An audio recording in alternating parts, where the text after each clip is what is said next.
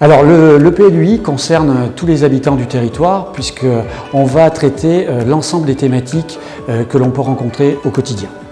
Alors parmi les thématiques clés, on va parler notamment d'habitat par rapport à tout ce qui est typologie de logement, offre foncière, forme urbaine également, notamment à travers la question du paysage.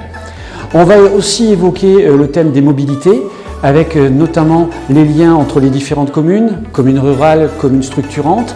Également aussi la notion de transport collectif, qui est aujourd'hui extrêmement prégnante, notamment dans les territoires ruraux. On va aborder aussi la thématique du développement économique, que ce soit au travers de la préservation des commerces et des services de proximité, qui sont un garant du lien social, mais aussi des zones d'activité économique qui permettent d'accueillir des entreprises extérieures ou permettre l'accueil ou en tout cas le maintien d'entreprises locales. Parmi les autres thématiques qui sont abordées, il y a aussi la thématique des équipements publics. Les équipements, ce sont les salles polyvalentes, ce sont les équipements sportifs, les équipements culturels qui permettent de répondre aux besoins des habitants.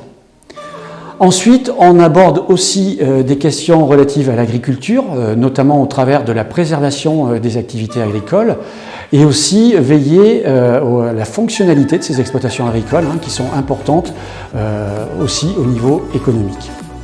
Sur un plan plus environnemental, on va évoquer deux thèmes, la question de la préservation des milieux naturels, la préservation de la biodiversité, des cours d'eau notamment, et puis aussi une thématique de plus en plus prégnante aujourd'hui qui est la question des énergies renouvelables.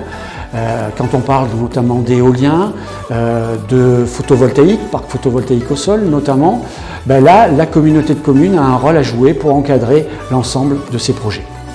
Et enfin, dernière thématique importante et une des thématiques incontournables du territoire, c'est le développement touristique qui constitue un des piliers du développement. Alors le tourisme, c'est quoi? C'est notamment le tourisme de pleine nature, au travers des activités de randonnée.